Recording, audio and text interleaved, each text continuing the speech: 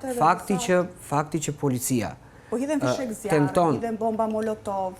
Më dëgjoj pak. Asgjë të keqe s'ka. Ja, të themi udh, po hidhet drejt i godinën, drejt i guri.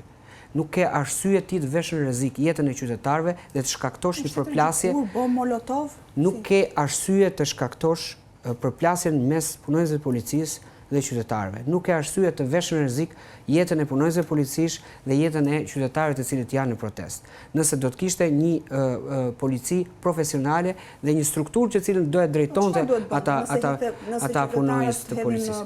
Çfarë ka ndodhur herë të tjera? Çfarë duhet bëjë, domethënë, një polici profesionale? Po pse? Duhet të tërhiqet. Po pse? Kaq e çuditshme është? Nuk vendoset në rrezik askush. Lejo të ndodh protestën, filmo, dokumento, ndore ke pas protestës, po patjetër ndore ke pas protestës, dikur që kryen një akt në të fortë të kundërshtim me ligjin, të shkosh në shtëpi të arrestosh. Pse ti duhet të reagosh dhunshëm nëpërmjet forcave speciale, nëpërmjet përdorimit të lëndëve shumë të rrezikshme. Në fundit lëndët kimike që u përdorën, sidomos spray, ishte shumë i rrezikshëm, ishte shumë i dëmshëm për shëndetin e njeriut. Përse duhet ta bësh këtë gjë? Atëherë, këtu më lind të mendoj që qeveria dhe vetë Rama është në panik, nuk do të lejoj të ndodhin protestat, pasi